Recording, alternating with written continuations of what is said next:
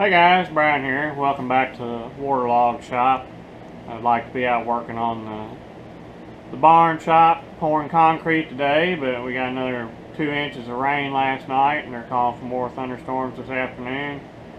Since we get about an inch of rain every 6 hours or a day at the most, it's kind of made it hard to do any concrete work. So can't dig a hole if it's full of water. So I just thought I would do a little series on measurements. As you all know, I'm kind of fond of my 224 Starrett sets with the interchangeable mics, especially on the bigger stuff, since I do a fair bit of that. And you know, these big micrometers, if they're any good, are usually not cheap, so it's a lot cheaper to have a set that you can do 3 or 4 with than to have 24 of these things to cover the 24-inch range that I cover with the ones that I've got. So let's take a look at been fooling around with the standards. I think it's important if you've got a micrometer, you've got standards to set them by, because they tend not to be just exactly right from what I've seen. And we're going to look at the micrometers, and I got a couple of calipers here. This is a El Cheapo set that I've had for quite a long time. I've probably had this set maybe 10 years, and I don't think I've ever put a battery in it. But anyway, let's show you the drawbacks and the benefits. And we're going to talk a little bit about accuracy and precision and what it means in the job shop for me versus maybe what you were doing if you're making components. It's a lot more important to be accurate, because if your tools are all off a thousandth, if you're making parts based off of parts, it really doesn't matter, because you're still measuring the same. If you measured it 10 inches and it's 9.999, if you make the other part to 10 inches, well then what you made is still 9.999. So for job shop type work and stuff that's in-house, it's not as critical. But if you're doing work that's going out somewhere and it has to be fitted with something somebody else is doing, then that's when the accuracy becomes important, and the importance of having tools that are calibrated and certified and that kind of thing, so that your inch is the same as their inch. Because if it's not, it can cause a lot of problems, have scrap parts, junk, have to do jobs over again, things like that. And nobody wants to do that, because that's a big waste of time and waste of materials. And it's a lot better just to know what you're doing in the first place and be confident in what you're doing. As Stan was talking about on his trusting in your tools and trusting your measurements. I don't really trust my measurements a whole lot past a thousandth. Most of my tools are not really capable of being accurate in that range. If you get into what the manufacturers lists for their tool accuracies and repeatabilities, they're usually considerably less than what the tool will actually indicate to. So, if you got a mic and it shows a tenth, it doesn't necessarily mean that it's accurate to a tenth. Most of the time they're not. That's some manufacturers list what their accuracies are, like Mitutoyo, at 5 decimal place micrometer, which would be to the millionths or something like that. It's only accurate to 2/10 according to Mitutoyo. So all those other numbers on the back end, I guess, are really more for show or make you feel good kind of numbers.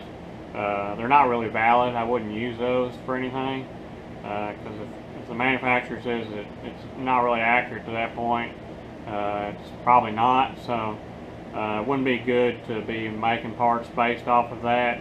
measurement and claiming those kind of accuracies, because if the tool maker says it's not accurate to that point, and they test that stuff, repeatability and all that, and air conditioned, climate controlled, laboratories where the certification stuff all goes on special gauge blocks and things like that. Stuff that most people like me, we don't have access to. Today I'm working in an air conditioned room. Is it 68 degrees? Probably not. Might be close. It's probably in the lower 70s. But for what we're going to do, it's going to be good enough. Because like I said, we're mainly looking at precision and accuracy and the difference in these different tools. So let's take a look.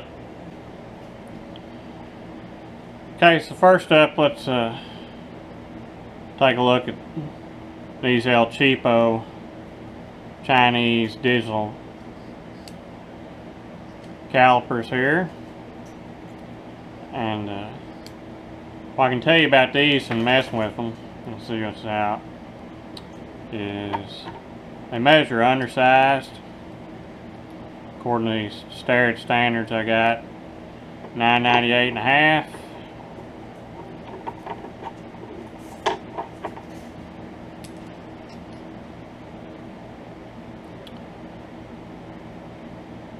One 998 and a half.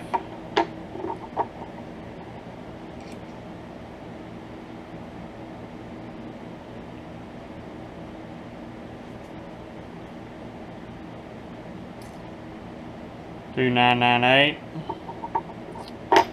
So it's pretty consistent, but it's consistently wrong. If you take, I can force these shut, zeroed out, and now I can get it to measure correctly.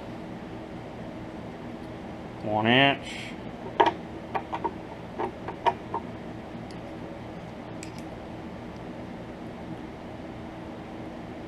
Two inch.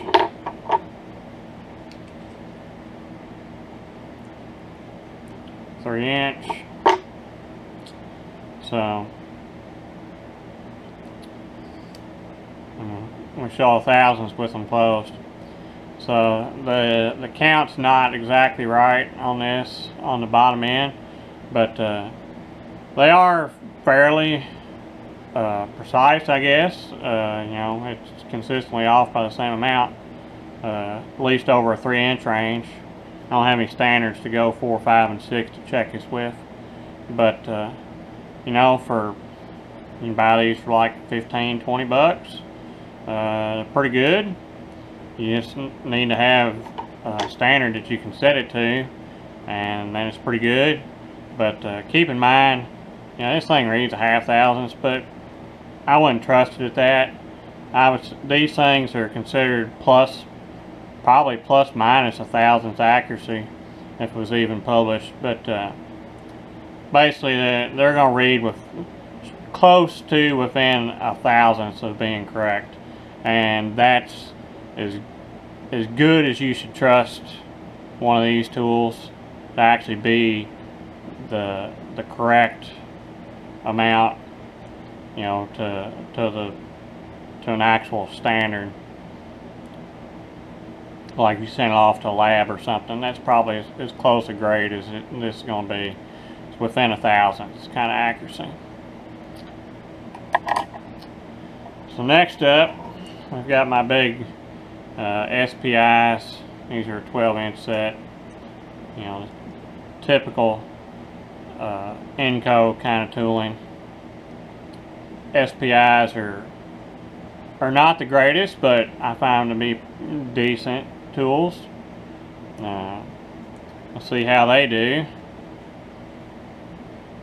So got it zeroed out.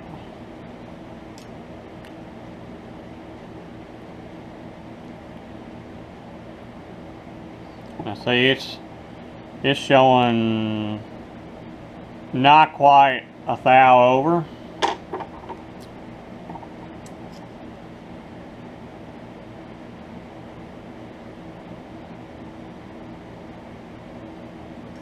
Right, the same.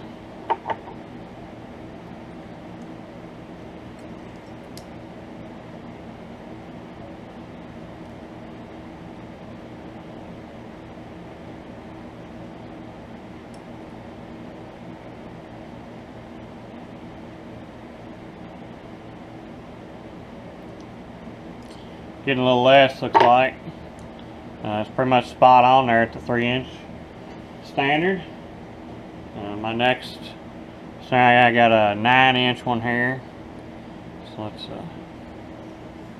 cruise on out here to see how we show on this 9-inch.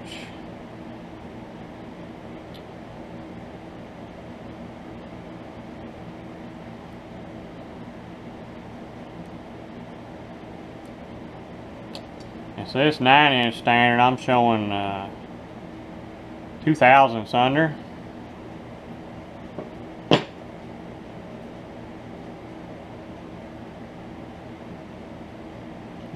It's 11-inch.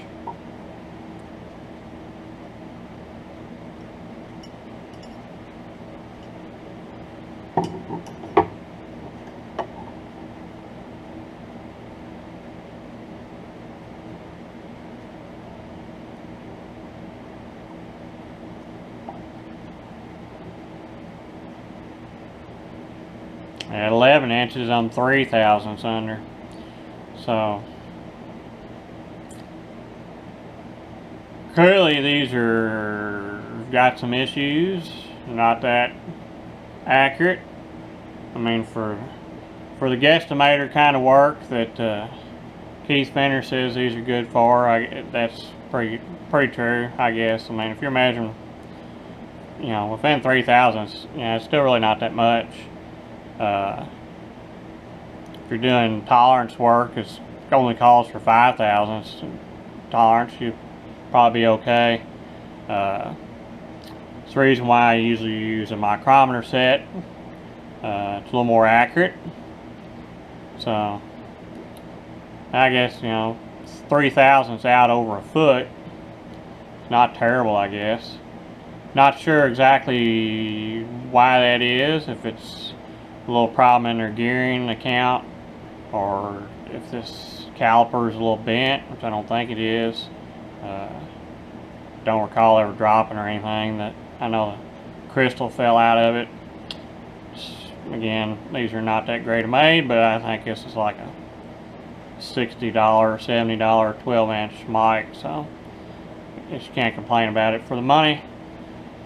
But clearly, we're not that accurate based on these standards. I'm going to say these standards are probably better than this thing, accuracy-wise. I'm hoping that Starrett did pretty good on these standards. I don't know what their tolerance is on a standard, whether it's to the 10th or millionth or what range they go. If they're just within 1 thou, I really don't know. So let's take a look at the micrometers and see what we've got going on there. But like I say again, you know, this 3 thousandths and a foot. If you're measuring something with this, comparatively, it's repeatable. You know,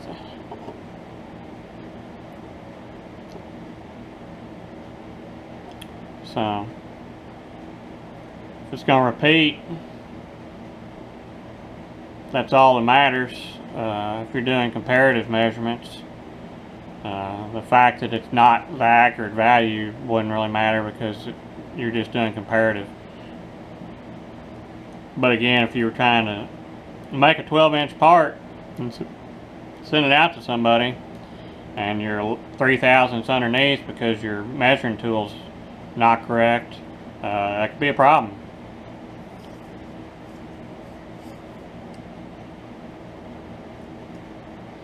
Back to 0.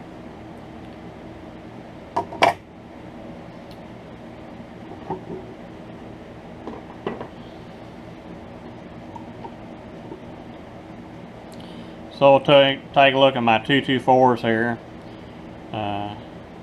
These, of course, you can adjust the anvils to zero them out. You pretty much have to do that anytime you take these apart if you want them to really be accurate. So let's we've got the 2-inch in here.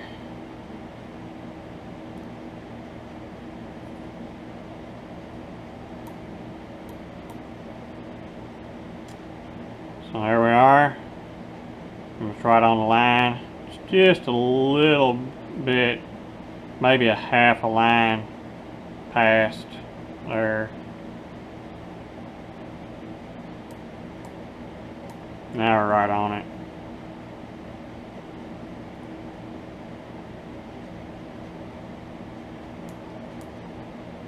About a half line past.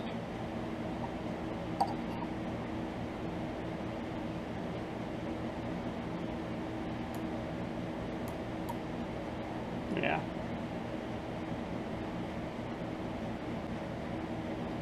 So I'm gonna say that that's pretty good. Now we're using the ratchet friction set for taking these measurements, because that is probably more accurate. You can do it just by feel too, but it's so easy to fudge it that way. You know, I can, so that feels good, but I can also make that feel good, or that feel good. You know, it's not that tight to get it, and that's like a half thou difference. But if you use the friction set, that eliminates that component of it, and you get a better measurement. Take my 3-inch standard.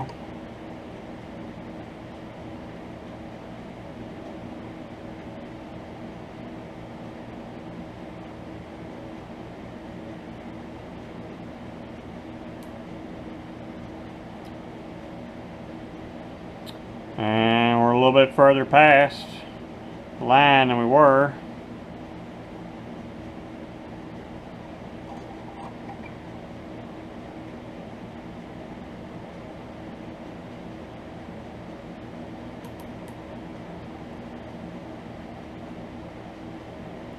Probably a line and a half past 0 now.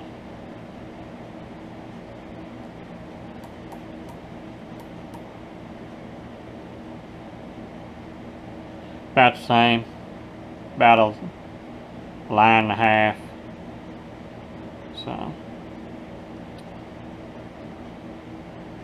probably, if this had a 1/10 line on it, I would say that would be about 3/10 maybe. But you should never read, you should never interpret. If it only goes to thousandths, that's all you can go. You can't say that's a half in between accurately. Now, comparatively, again, you'd be fine saying, well, we need to go a little bit more or a little less. But again, if you didn't have these standards, you wouldn't know what you were measuring. So, now I say, well, is it a difference in the standard, or is it a difference in the screw thread in this micrometer? Is it off the 2 or 3/10 in the screw thread over 1 inch? So let's interchange one, see what we get.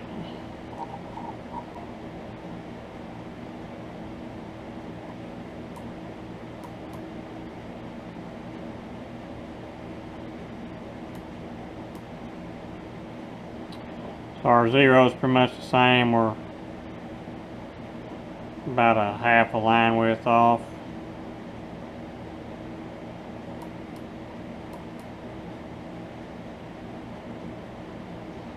Zero's pretty good.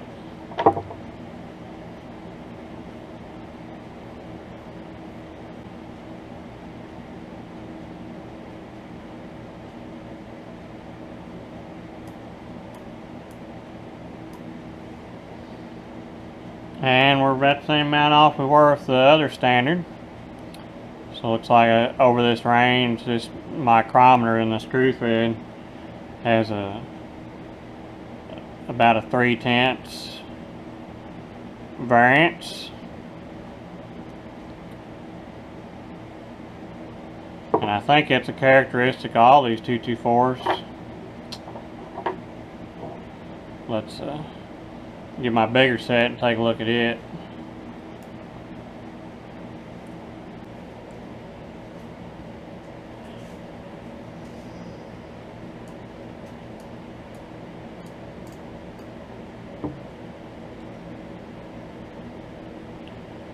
Okay, so we're just barely past the line, about the same as the other one was.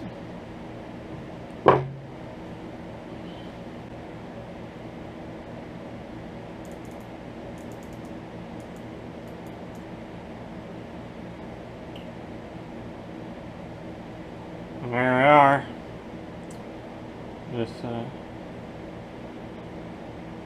This bigger one's got the exact same amount of discrimination over the inch as that other one has.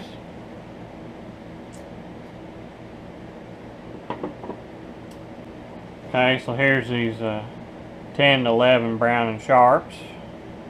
So let's get it.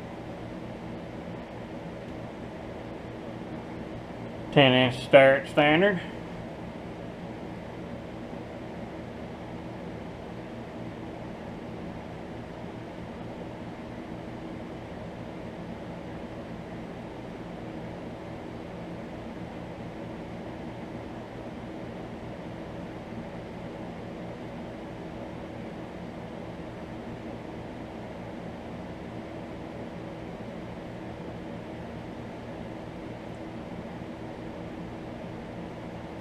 And these show a thousandths there on this standard.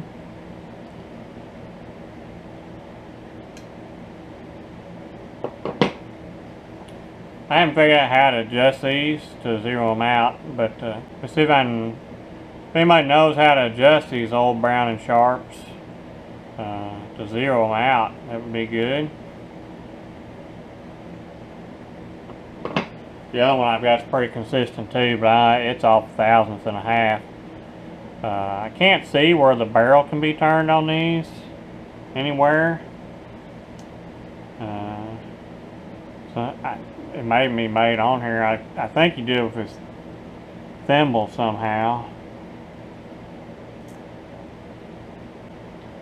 But anyway, I'm going to say that I'm confident that I can do accurate work within a thousandth in my shop.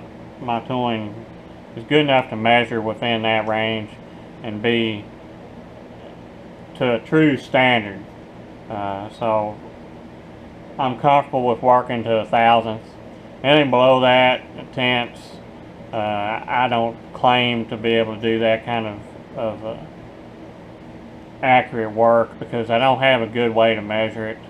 I don't have the climate control to keep the temperature close enough same to where there's no variance, and the tooling all stays, the measurement tools are the right temperature to where they're in that kind of range too. You get in the 10th range, you're getting some pretty precise work. Not that work can be done in that kind of range, but it's beyond the scope of most home shops or job shops. They just can't hold that and be accurate at that level. Now you might be able to make a part to a tenth, but is the tenth the correct tenth? That's what gets to be tricky about the measuring part of it and having all your standards calibrated. Okay, so I figured out how to adjust these Brown and Sharps.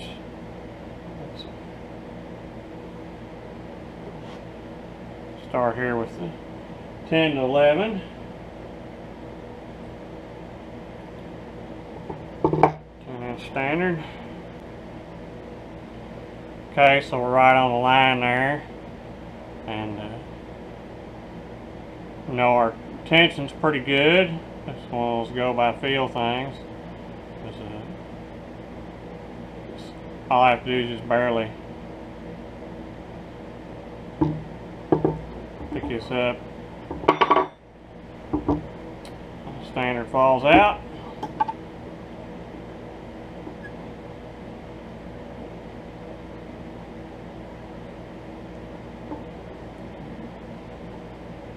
Comes back in without readjusting.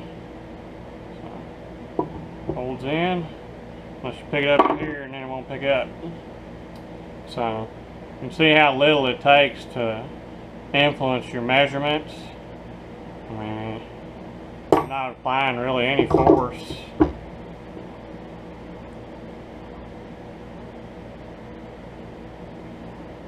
So this, it's in there. If I just pick it up here, it's out. And I'm not prying this thing apart. I'm just picking it up and just putting just a little bit of force on it, and that's all it takes. So it's one of the reasons why it's so hard to measure in the tenths with something like this, because it takes so little to affect it. But anyway, we're on 0 there with that 10-inch standard.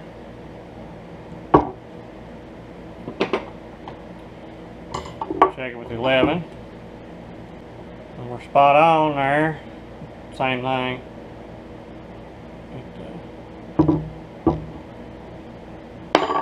It doesn't take much to make it fall out. Slip it back in without readjusting anything.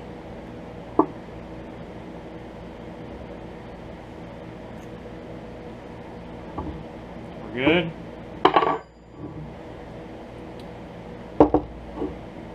So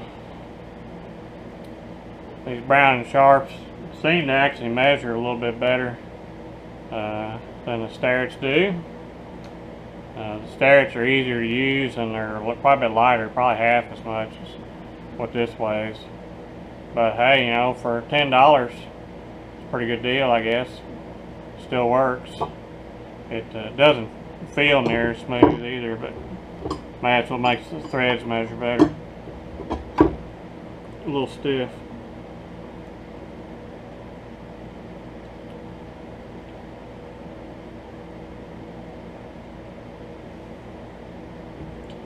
There we are. 0. Yep. Just can't pick it up like that. So that's why it's important when you're measuring something to hold back here and not hold up here, because you can influence your measurements. You don't want to do that. So hold it here when you're measuring. It's just saying with these little standards, you really can't do that very well. You kind of got to hold them in place. It's not like measuring a big round part that's stationary on the lathe or something. These move around too much. It's hard to do, and they're not big enough diameter to go straight down on the table, really. And get so it does go on there.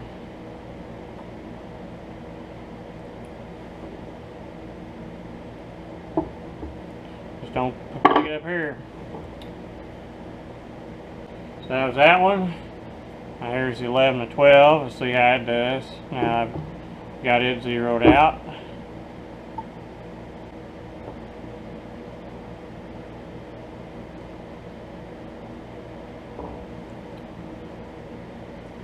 There we are on 0 again.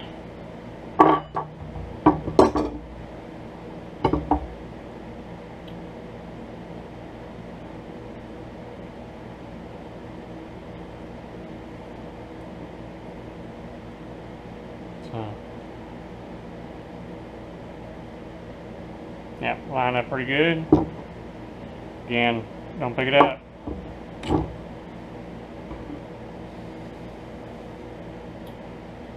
12-inch standard.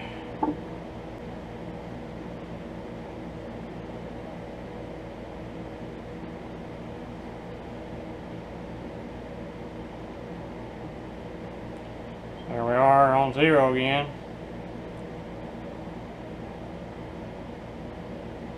Same thing. Doesn't take anything to make it fall out.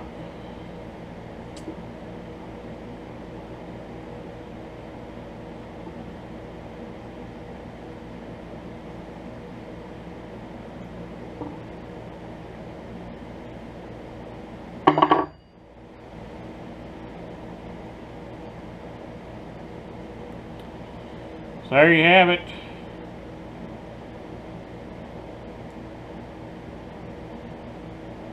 Either way, I'm going to say that these micrometers are all accurate to within a thousandth. So they're good enough for what I do with them. maybe you aerospace guys probably work beyond that, have better equipment than what this is, and a better environment to work in too. I'm sure if we come out here on one of the days when it's 0 degrees in the shop, we'll have some discrepancies here and all this because of the temperature change. So hopefully you've learned something in this video about doing measurements and how accurate are your measurements and how precise are your measurements and the difference between accuracy and precision. And it's a lot easier to be precise than it is to be accurate. So thanks for watching. Bailey has supervised this video and approves this message.